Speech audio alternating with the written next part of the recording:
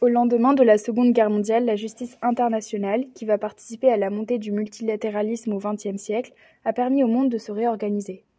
Aujourd'hui, elle est un pilier fondamental de notre société. Mais qu'est-ce que c'est ?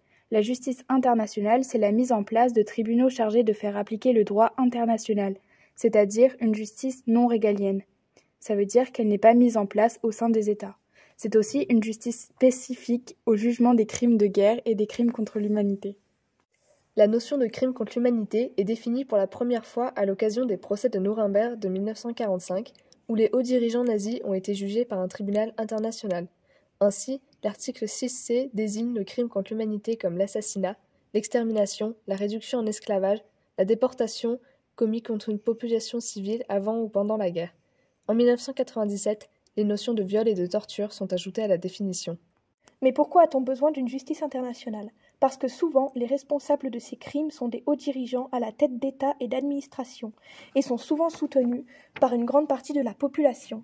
Ainsi, on considère que la justice y est impossible et des tribunaux internationaux sont mis en place pour garantir le respect des règles de guerre, les droits de l'homme et par conséquent la sécurité collective. La CPI, Cour pénale internationale, assure cette justice internationale en permanence depuis 2002. Elle fait souvent jurisprudence, c'est-à-dire qu'elle rend des décisions permettant de combler les lacunes du droit.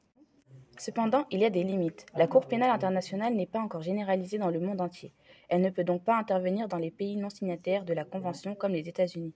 La lenteur des décisions, la complexité des affaires et les traductions en temps réel sont la cause des procédures très lentes. La CPI n'a aussi pas vraiment de moyens de contrainte. L'application repose donc sur la bonne volonté des États. On évoque aussi souvent une justice des puissants qui soulève la question de l'impartialité de la CPI. Et enfin, la justice complexifie parfois le retour à la paix. En plus de la CPI, il y a des tribunaux d'exception qui ne sont compétents que temporairement et dans un cas précis pour juger certaines infractions.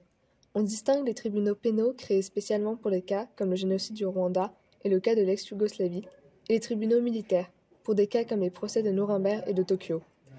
Expliquons plus précisément le cas du tribunal pénal international pour le Rwanda, créé en novembre 1994.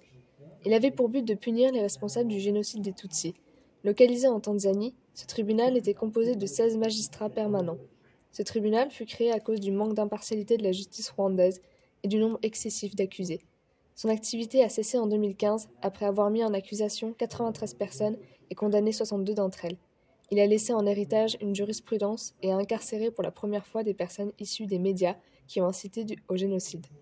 C'est aussi la première fois depuis les procès de Nuremberg et de Tokyo qu'un chef d'État est emprisonné.